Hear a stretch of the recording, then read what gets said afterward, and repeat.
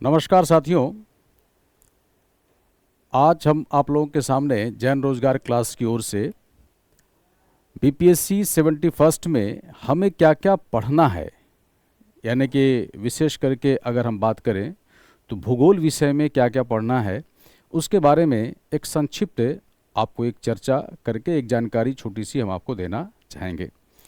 क्योंकि देखो, जैसे अभी कुछ हम नया चीज़ आपको पढ़ाने नहीं जा रहे हैं या कोई ऐसी बातें नहीं बताने जा रहे हैं कि आपको कुछ हम ऐसा पढ़ाएंगे क्या क्या कैसे कैसे पढ़ना है, क्या क्या करना है, बल्कि कुछ ऐसी विशेष सामग्री के बारे में हम लोग चर्चा करेंगे जिसकी आवश्यकता है, खास करके लास्ट मिनट में जब हम लोग रिवीजन करना शुरू करते हैं तब। अब जैसे मान लो कि हमें क्या क्या पढ़ना चाहिए और क्या क्या विषय है जिसको कि कम से कम एकदम ही लास्ट मिनट में जब भी किसी भी तरह के क्वेश्चंस को हम लोग प्रैक्टिस करें तो उसको एक बार देख लेना बहुत ज़रूरी है। तो वो कौन कौन सा आयाम होगा, वो कौन कौन सा क्षेत्र होगा जिस चीज़ को एक बार हम लोग रिपीट ज़रूर करें। ऐसे ही क्षेत्र की अगर हम चर्चा करें तो देखो यदि हम लोग बात करते हैं तो भूगोल का मूल रूप से अगर हम देखें तो इसका दो पक्ष होता है। और ये दो पक्ष क्या क्या है? तो ये दो पक्ष हो जाता है, एक हो जाता है जिसे हम लोग कहते हैं भौतिक भूगोल, भौतिक भूगोल, और दूसरा जो इसका पक्ष होता है यह है जिसे हम लोग कहते हैं मानव भूगोल। अब जैसे मान लीजिए कि हम लोग बात करें भौतिक भूगोल के विषय में कि भौतिक भूगोल में क्या क्या चीज़ हमें पढ़ना है, कौन कौन से चैप्टर हैं, कौन कौन से ऐसे यूनिट हैं जिसको कि हर हालत में हमें देखना ही चाहिए। तो भौतिक भूगोल की यदि हम लोग बात करें तो भौतिक भूगोल का ऐसे आयाम तो बहुत बड़ा है, और ठीक इसी तरह से यदि हम लोग बात करें तो मानव भूगोल का भी आयाम बहुत बड़ा है। लेकिन भौतिक भूगोल में हमें मूल रूप से अगर बात करें तो इस भौतिक भूगोल में विश्व के भूगोल को तो हम लोग बाद में पढ़ेंगे, लेकिन भारत की जो भौतिक स्थिति है, यानी भारत का जो भौतिक भूगोल है और बिहार का जो भौतिक भूगोल है, इसके कई विषयों को हम लोगों को हर हालत में एकदम ही पढ़ लेना चाहिए। जैसे उदाहरण के लिए यदि हम लोग बात करें तो भौतिक भूगोल में विशेष करके भारत एवं बिहार की जो भौतिक भूगोल है, बिहार, इसको हमें ध्यान से पढ़ना पड़ेगा।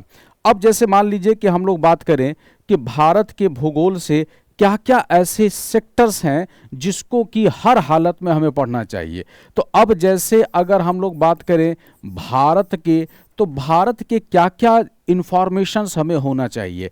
तो देखो, सबसे जो पहला इंफॉर्मेशन जिसको कि हर हालत में हमको पढ़ लेना है वो क्या है कि जैसे भारत का हम लोग लिख रहे हैं अक्षांश एवं देशांतरीय विस्तार, यानी जैसे ही हम लोग भारत के भूगोल की बात करें तो इसमें हम लोग अक्षांश एवं देशांतरीय विस्तार की जानकारी हमें हर हालत में होनी चाहिए, यानी इतना इंफॉर्मेशन होना ही चाहिए।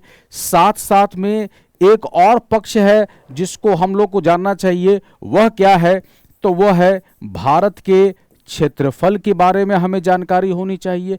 और यहां पर एक और चीज हम याद दिलाएं कि जब हम भारत का क्षेत्रफल की चर्चा करते हैं तो हमें ध्यान रखना होगा कि बिहार का क्षेत्रफल, और साथ साथ में हमको ध्यान में रखना होगा कि भारत विश्व के क्षेत्रफल में कौन सा स्थान रखता है। ठीक इसी तरह से बिहार की अगर हम लोग बात करेंगे तो बिहार का जो भूभाग है उसका क्षेत्रफल कितना है और वो भारत में कितवें स्थान पर आता है। तो क्षेत्रफल को हम लोग को पढ़ लेना है। इसके अलावा हमें और क्या देखना है? तो इसके अलावा हमें क्या देखना है? तो फिर हमें देखना है उत्तर से दक्षिण तक के विस्तार को पढ़ लेना है। इसके अलावा यदि हम लोग बात करें तो भारत की पूरी जो भौतिक स्थिति है, भौतिक स्थिति में जैसे हम लोग को देखना क्या है, तो अब जैसे भारत के कौन कौन से पड़ोसी देश हैं, इसकी जानकारी हमें होनी चाहिए कि भारत के कौन कौन से पड़ोसी देश हैं, पड़ोसी देशों से हमारी सीमाएं जो हैं वह सीमा किससे सबसे लंबी है, किससे सीमा सबसे छोटी लगती है, वो पूरा इन्फॉर्मेशन हम लोग के पास होना चाहिए। इसके अलावा हमारा जो आज के डेट में एक इम्पॉर्टेंट फैक्टर्स है कि हमारा देश कैसा है, तो हमारा देश एक तरह से कहा जाए कि हम लोग इसको बोलते हैं कि यह एक प्रकार का प्रायद्वीपीय देश है। तो जैसे ही प्रायद्वीपीय देश लिखा तो इसका मतलब यह हुआ कि हमारे देश की जो कह सकते हो कि बाउंड्री लाइंस हैं, यानी अगर हम लोग इसको देखते हैं तो खास करके हमारी जो तटीय सीमा है, तो उस तटीय सीमा की लंबाई कितनी है, तो हमें याद रखना है तटीय सीमा, तो तटीय सीमा की लंबाई कितनी है यह हमें याद रखना है। अभी हाल ही में तटीय सीमा की लंबाई में एक बड़ा परिवर्तन हुआ है। एक नए रिसर्च के बाद हमें पता चला कि भारत की तटीय सीमा की जो लंबाई है यह परिवर्तित है, तो इसको हमको याद रखना होगा। साथ साथ में कई तरह से क्वेश्चंस आपसे पूछा जा सकता है कि जैसे अगर हम लोग बात करते हैं तो भारत का जो क्षेत्रीय विस्तार है समुद्री क्षेत्र में, तो समुद्री क्षेत्र में जो भारत का क्षेत्रीय विस्तार है इसमें हम लोग क्या क्या देख सकते हैं, तो इसमें हमें पढ़ना होगा। खास करके यदि हम लोग बात करें तो भारत का जिसको हम लोग कह सकते हैं कि प्रादेशिक विस्तार, इसके अलावा हम लोग को याद रखना है कि जैसे देखते हैं संलग्न क्षेत्र, तो संलग्न क्षेत्र का विस्तार कितना है। इसके अलावा यदि हम लोग बात करते हैं तो भारत का जो यानी कि जो हमारा विशिष्ट आर्थिक क्षेत्र है, विशिष्ट आर्थिक क्षेत्र जो है, उस विशिष्ट आर्थिक क्षेत्र का विस्तार कितना है। तो यानी कि अगर हम तुमको बताएं कि जैसे अगर हम लोग भारत की भौतिक स्थिति में एक पक्ष को अगर रखें तो हमें अक्षांश और देशांतरी विस्तार याद रखना है, क्षेत्रफल कितना है वो याद रखना है, क्षेत्रफल में हमें तुलना भी याद रखना है, यानी क्षेत्रफल में हमें तुलना याद रखना है। क्या तुलना याद रखना है, तो क्षेत्रफल में हमें यहां पर देखना है कि यह विश्व का कितना, यानी कि विश्व का इसमें कितना केवा स्थान है। ठीक है, विश्व में स्थान की यदि हम लोग बात करें कि विश्व में इसका स्थान क्या है, ठीक है, विश्व में स्थान इसका क्या है, तो इसको याद रखना है। इसके अलावा भारत के कौन कौन से पड़ोसी देश हैं, उनकी सीमा रेखा कितनी लंबी है, कौन से पड़ोसी देश जो हैं वो भारत से सबसे लंबी सीमा रखते हैं, तटीय सीमा की लंबाई हमारी क्या है, कितने तटीय राज्य हैं, साथ साथ में प्रादेशिक विस्तार, संलग्न क्षेत्र, विशिष्ट आर्थिक क्षेत्र, इतना जो जानकारी हमें होना चाहिए।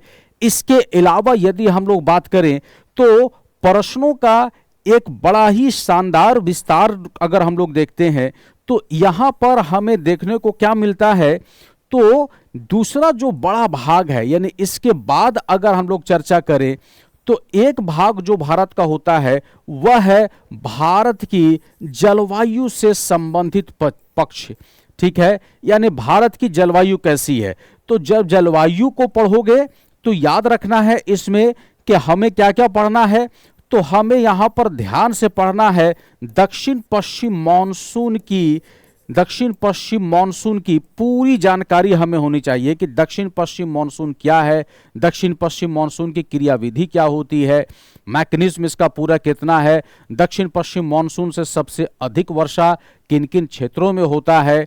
इसके अलावा यहां पर कुछ शब्द लिखे रहते हैं, जैसे मान लीजिए कि दक्षिण पश्चिम मॉनसून को जब हम पढ़ेंगे तो यहां पर कुछ शब्दवाली है जिस शब्द को हमको याद रखना है। जैसे उदाहरण के लिए अगर हम लोग बात करें तो यहां पर एक शब्द का प्रयोग किया जाता है मॉनसून का फटना, तो ये मॉनसून का फटना क्या होता है। इसके अलावा यहां पर हमें याद रखना है कि कोरोमंडल इफेक्ट क्या होता है। ठीक है, यानी कोरोमंडल प्रभाव क्या होता है, ये जानकारी रखनी है। इसके अलावा हमें यहां पर रखना है कि पटकई का फटना क्या होता है, पटकई का फटना क्या होता है। ठीक है, इसके अलावा यदि हम लोग बात करें तो आपको यहां पर याद रखना होगा कि भारत में मॉनसून से पहले यानी मॉनसून पूर्व बौछार जिसको हम लोग बोलते हैं, तो यह मॉनसून पूर्व बौछार की जानकारी हमें रखनी है। और यहां पर जैसे ही हम लोग बात करते हैं मॉनसून पूर्व बौछार के बारे में, तो मॉनसून पूर्व बौछार के कई नाम हैं। जैसे किसी जगह पर इसे असम के एरिया में इसे बारडोली चेरा कहा जाता है, तो कुछ क्षेत्र में इसे चेरी ब्लूज में कहा जाता है। यहाँ पर अगर हम लोग बात करें तो बिहार में इसे नॉर्वेस्टर के नाम से जाना जाता है, तो बंगाल में इसे काल बैसाखी के नाम से जाना जाता है।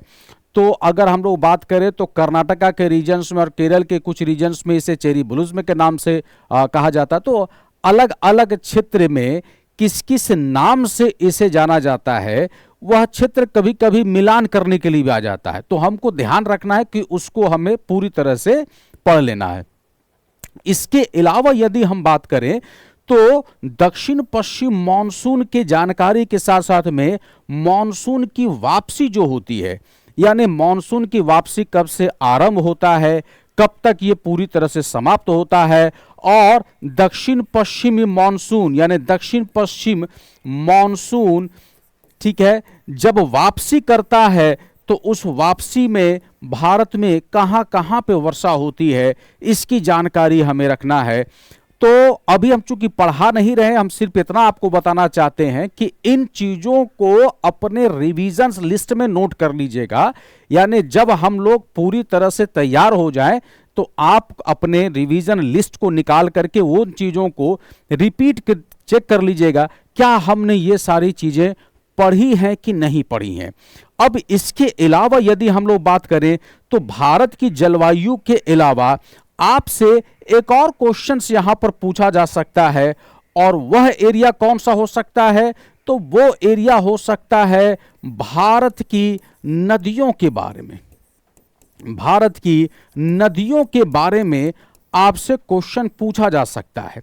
अब यहां पर नदियों के बारे में क्वेश्चन, कई नदी है भारत में, तो नदी के कौन कौन से ट्रिब्यूटरीज हैं, कौन सी नदी कहां पे बहती है, किस नदी का उद्गम कहां पे होता है, या इसी तरह से जैसे नर्मदा नदी है तो नर्मदा नदी एक भ्रंश घाटी से होकर के बहती है, तो वो कौन कौन से दो कह सकते हो कि पहाड़ी भाग है जिसके मध्य से हमारी नर्मदा नदी निकलती है, पश्चिम की ओर बहने वाले सबसे लंबी नदी कौन है, ठीक है। इसी प्रकार से यदि हम लोग बात करें तो गंगा नदी के बारे में बहुत सारे क्वेश्चंस आपसे पूछे जा सकते हैं। और बिहार के संदर्भ में अगर हम लोग को देखें तो बिहार में सबसे महत्वपूर्ण नदी कौन सी है, तो बिहार की सबसे महत्वपूर्ण नदी गंगा है। और गंगा के विषय में आपसे क्वेश्चन पूछा जा सकता है कि बिहार में गंगा कितने जिलों से होकर गुजरता है, ऐसा कई बार क्वेश्चन पूछा हुआ है।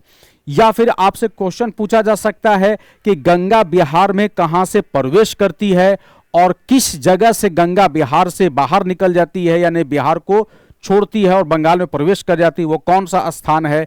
इसके अलावा कौन कौन सी नदी है जो बिहार में गंगा नदी में आकर के मिलती है। साथ साथ में यह भी क्वेश्चन पूछा जा सकता है कि दाईं ओर से आने वाली नदी कौन सी है, बाएं हाथ से आने वाली नदी कौन सी है।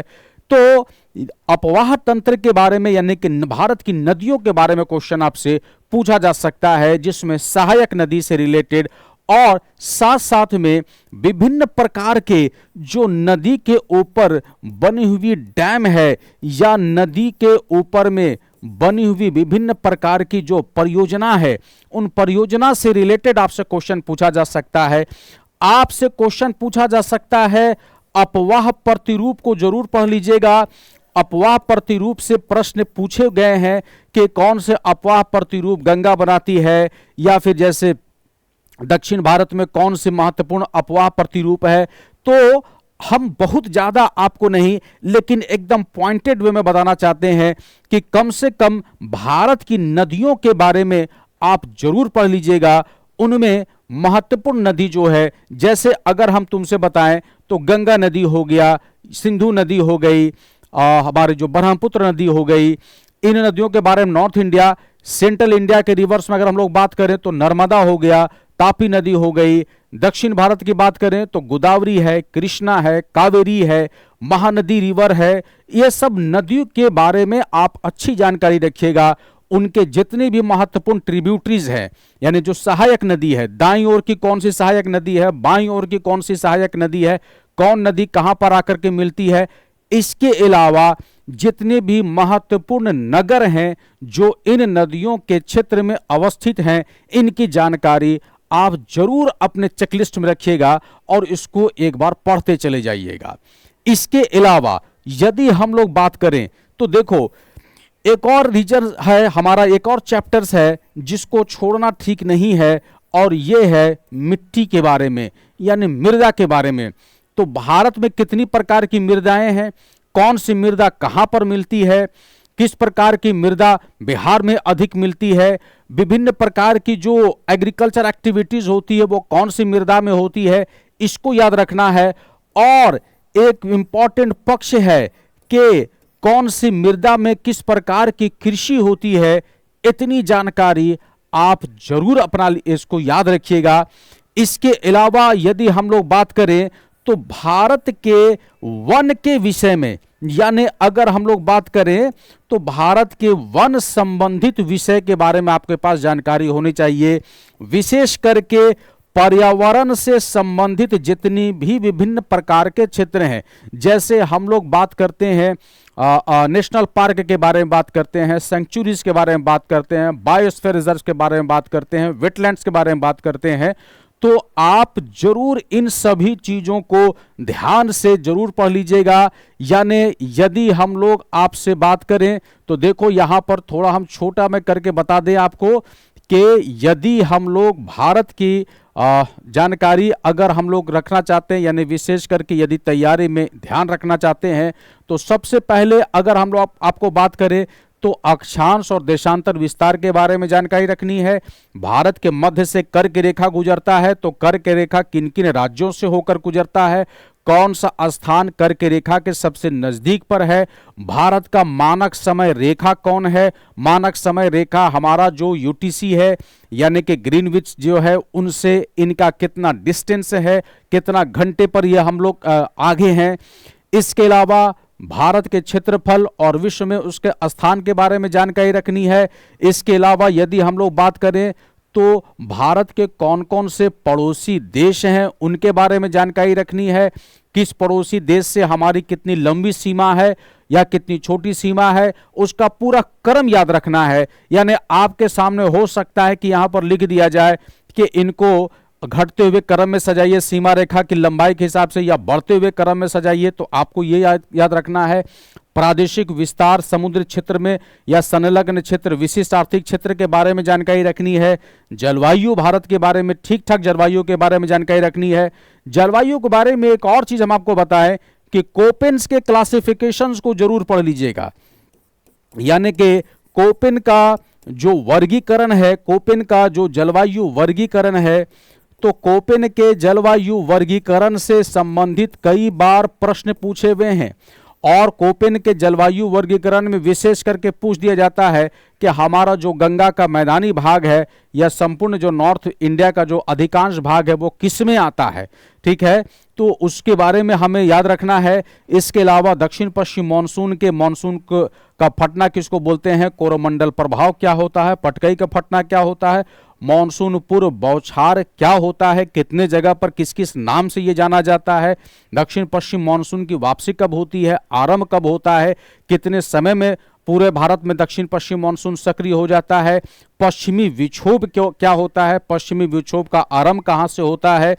इसके अलावा भारत की नदियों के बारे में ठीक ठाक जानकारी रखनी है, डैम के बारे में पढ़ना है, परियोजना है, अपवाह प्रतिरूप है, मृदा है, कृषि है, वन और पर्यावरण। यानी इतनी जानकारी आपको भारत से संबंधित हर हालत में, इससे रिलेटेड जहां भी जितनी भी तरह के प्रश्न आपको मिले, आप जरूर उनको प्रैक्टिस कीजिएगा। अब ठीक इसी चीज, यानी जो हम भारत के बारे में पढ़ेंगे, यही जानकारी हमें बिहार की भी रखनी है। यानी अगर हम लोग बात करें तो जैसे अगर हम लोग देखें तो बिहार का भी यानी कि भारत के बाद अगर हम लोग बात करते हैं तो हमें बिहार की जानकारी भी ठीक ठाक रखनी है। यानी बिहार के भूगोल से संबंधित आपके पास ठीक ठाक जानकारी होनी चाहिए। और बिहार के भूगोल का क्या क्या जानकारी होना चाहिए, तो फिर वही बात, यानी बिहार का हमें अक्षांश एवं जो बिहार का देशांतर है उसके बारे में जानकारी हमें होनी चाहिए।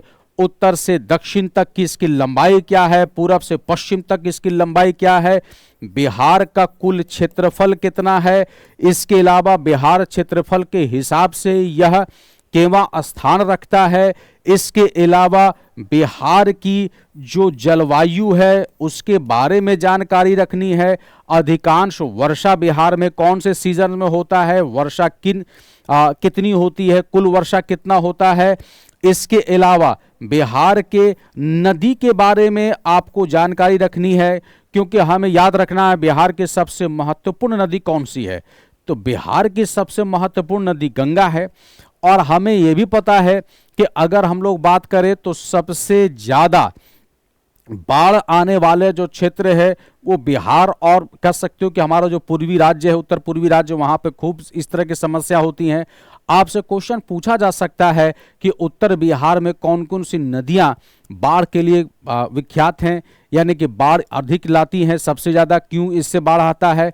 इसके अलावा बहुत सारी जो हमारे नॉर्थ बिहार की जो नदी है उससे रिलेटेड क्वेश्चन पूछा जा सकता है।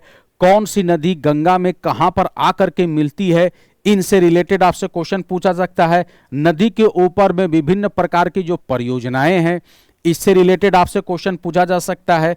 इसके अलावा थोड़ा सा, यानी इन एरिया को अगर आप पढ़ लेंगे तो थोड़ा सा ध्यान रखना होगा कि बिहार की मिट्टी के बारे में तो बहुत इंपॉर्टेंट, ज्यादा क्वेश्चन तो नहीं पूछा जा सकता है, लेकिन मोटे मोटे जानकारी आपको रखनी है कि बिहार में अधिकांश भाग में कौन सी मृदा पाई जाती है। इसके अलावा बिहार के जो पर्यावरण संबंधित जो जानकारी है, यानी वन और पर्यावरण से संबंधित जानकारी है, इसके बारे में जानकारी रखनी है। यानी कि बिहार में सबसे ज्यादा घने वन कहां पर मिलते हैं, कौन से इलाके में बहुत कम वन के क्षेत्र हैं, कौन से इलाके में बिहार में जो है वो नेशनल पार्क बना हुआ है, कितने सेंचुरीज हैं, वेटलैंड्स कहां पर है। यानी कि इस तरह की जानकारी आपको बिहार के बारे में ठीक ठाक रखनी है। क्लियर। अब अगर हम लोग बात करें तो ये तो हो गया बिहार का और भारत का भौतिक भूगोल। इसके अलावा विश्व के भौतिक भूगोल से संबंधित भी कुछ प्रश्न को हम लोग देखते हैं कि पूछा गया है बहुत ज्यादा डिटेल से। यानी अब जब आप प्रैक्टिस अगर कर रहे होंगे तो अब इसमें बहुत ज्यादा एम्फेसिस आप कह सकते हो कि अब डालने की जरूरत नहीं है। जो पढ़ चुके हैं वो ठीक है, लेकिन कुछ ऐसे भाग हैं कि जिसको हर हालत में आप जरूर थोड़ा एक बार देख लीजिएगा। जैसे अगर हम लोग बात करें तो कर्क रेखा, मकर रेखा और भूमध्य रेखा, यानी अगर हम आपसे बात करें तो कर्क रेखा, भूमध्य रेखा और मकर रेखा, यह विश्व के कौन कौन से देशों से होकर गुजरता है, इसकी जानकारी थोड़ी आपके पास होनी चाहिए। इसके अलावा कई क्वेश्चंस आपसे पूछे जाते हैं। जैसे आपसे पूछा जा सकता है कि जो कैस्पियन झील है, कैस्पियन झील के आसपास कौन कौन से देश हैं, यह जानकारी आपको प्रादेशिक भूगोल से पूछा जाता है। इसी प्रकार से मैप से आपसे पूछा जा सकता है कि जैसे हम लोग बात करते हैं जल संधि के विषय में, तो महत्वपूर्ण जो जल संधि है उनके बारे में आपको जानकारी रखनी है। इसके अलावा यदि हम लोग बात करें तो कुछ महत्वपूर्ण देश के बारे में, यानी कि कुछ ऐसे क्षेत्र हैं विश्व के कि जिनकी जानकारी आपको रखनी है। कि जैसे मान लीजिए कि आपसे क्वेश्चन पूछा जा सकता है किसी आइलैंड के बारे में कि सबसे बड़ा कौन सा आइलैंड है, कौन सा छोटा आइलैंड है, यह क्वेश्चन पूछा जा सकता है। इसके अलावा अगर हम आपको बताएं तो जैसे बहुत महत्वपूर्ण होती है समुद्री धाराएं, तो जो समुद्री धाराएं हैं, इन समुद्री धाराओं को जानकारी आपको रखना है कि जैसे कौन सी महत्वपूर्ण समुद्री धारा है, किस इलाके में बहती है, ऐसी समुद्री धारा के बारे में एक बार जानकारी आप जरूर रखिएगा। तो ये हमारा सलाह होगा कि कर्क रेखा, भूमध्य रेखा और मकर रेखा के बारे में ठीक ठाक जानकारी कर लीजिए। विभिन्न प्रकार के जो महत्वपूर्ण जल संधि है उसके बारे में एक जानकारी आपके पास होनी चाहिए, और महत्वपूर्ण जो समुद्री धाराएं हैं, जल धाराएं हैं, इनके बारे में आप एक बार जरूर जहां से भी क्वेश्चंस मिले उनको देख लीजिएगा। साथ साथ में बहुत तरह के जो प्रश्न पूछे जाते हैं कि कैस्पियन सी के आसपास में कौन कौन से देश हैं, या आपसे क्वेश्चन पूछा जा सकता है कि जो हमारा कह सकते हो कि मशहूर झील है, प्रसिद्ध झील है नॉर्थ अमेरिका का, तो इन झीलों के आसपास में कौन कौन से क्षेत्र अवस्थित हैं, इनके बारे में आपसे क्वेश्चन को पूछा जा सकता है। इसी प्रकार से जो विश्व के महत्वपूर्ण पर्वत हैं, जैसे इंडीज पर्वत हो गया, रॉकी पर्वत हो गया, ड्रैकन्सबर्ग पर्वत हो गया, हिमालय पर्वत हो गए, कॉकेशियस पर्वत हो गए, इन पर्वतों का लोकेशंस आपको थोड़ा सा याद रखना होगा। यानी कि अगर हम बात करें तो भौतिक भूगोल के इन इलाके का एक बार जरूर अपने चेकलिस्ट में शामिल कर लीजिएगा और उनको जरूर पढ़िएगा। अब इसके अलावा यदि हम तुमको बताएं तो ये सभी पक्ष तो हो गए हमारे भौतिक भूगोल के। अब हम लोग अगर बात करते हैं कि दूसरा जो पक्ष होता है, और ये होता है हमारा मानव भूगोल। अब देखो मानव भूगोल में हम लोग क्या देख सकते हैं। मानव भूगोल का वैसे तो बहुत बड़ा पक्ष होता है, लेकिन फिलहाल अगर हम लोग बात करेंगे तो मानव भूगोल को फिर हमें आपको बताना होगा, इसमें हमें ज़्यादा फोकस करना होगा भारत को। और यहाँ पर क्या क्या रखना है याद, तो जैसे हमें यहाँ पर रखना है भारत में, जैसे जनसंख्या का हमें विश्लेषण करना होगा, यानी कि सबसे अधिक जनसंख्या किस राज्य में है, सबसे अधिक जनसंख्या घनत्व कौन से राज्य में है, ठीक है, इनके बारे में। और यहाँ पर फिर जब हम लोग पढ़ेंगे तो जैसे ही भारत पढ़ेंगे तो बिहार के भी जानकारी हमें होनी चाहिए। इसके अलावा यदि हम लोग फिर बात करें तो भारत के महत्वपूर्ण जो खनिज क्षेत्र हैं, यानी भारत के जो महत्वपूर्ण खनिज क्षेत्र हैं, इन खनिज क्षेत्र के बारे में इंफॉर्मेशंस आपके पास होना चाहिए कि जैसे कोयला कहाँ पर सबसे अधिक मिलता है, तो लौह अयस्क भारत में कहाँ पर ज़्यादा मिलते हैं, तो बिहार में किस प्रकार के खदानें मिलती हैं। अब जैसे जमुई वगैरह के बारे में कि भाई वहाँ पर हम लोग सोने के कुछ खदान मिले हैं वहाँ पर, तो इस तरह की जानकारी आपके पास होनी चाहिए। इसके अलावा हम लोग विश्व के भी महत्वपूर्ण जो खनिज क्षेत्र हैं उनकी जानकारी आपके पास हर हालत में होनी चाहिए। इसके अलावा अर्बनाइजेशंस, यानी कि जो हम लोग नगरीकरण कहते हैं, तो नगरीकरण का दर कितना ज़्यादा है, नगरीकरण भारत में सबसे ज़्यादा किन जगहों पर हुआ है, कौन से राज्य सबसे ज़्यादा नगरीकृत राज्य हैं, ठीक है। तो यानी कि भौतिक मानव भूगोल में बहुत ज़्यादा नहीं, लेकिन हम दो पक्ष के बारे में आपको जरूर सलाह देंगे कि एक तो जनसंख्या और दूसरा खनिज के विषय में आपके पास जानकारी होनी चाहिए।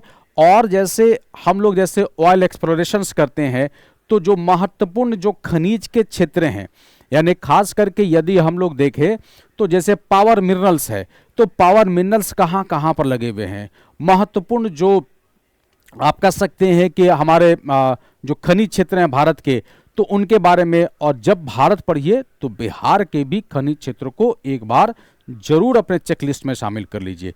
तो हमारा सलाह ये होगा कि इन चीज़ों को अब कोई नई जानकारी अब नहीं पढ़नी है, अब कोई नया इंफॉर्मेशंस आपको फिर से नहीं देखना है।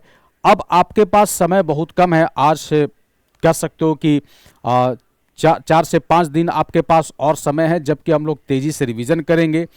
और यहाँ पर हमें ध्यान रखना ये होगा कि जितना बात अभी हमने आपको बताया है, इन सभी चीज़ों को आप अपने चेकलिस्ट में शामिल करके इनसे रिलेटेड जितने भी प्रश्न आपको मिलें उन प्रश्नों को जरूर बना लीजिए।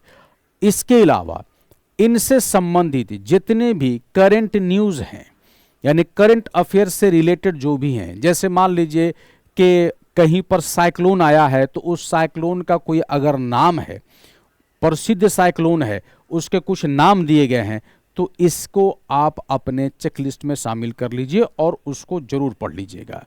क्लियर। इसके अलावा यदि हम लोग बात करते हैं तो जैसे वन और पर्यावरण से संबंधित जितनी भी नए रिपोर्ट हैं, उन सभी रिपोर्ट को एक बार कोशिश कीजिए कि पढ़ लीजिए। लेकिन हम फिर यही बात कहेंगे कि पहले इन सभी चीज़ों को एक बार तेजी से आप रिविजन्स कर लीजिए। इसके बाद हमारे पास जो भी करंट अफेयर से रिलेटेड इंफॉर्मेशंस होगा, उन इंफॉर्मेशंस को आप चेक करते चले जाइए और उनको एक बार जरूर पढ़ लीजिए।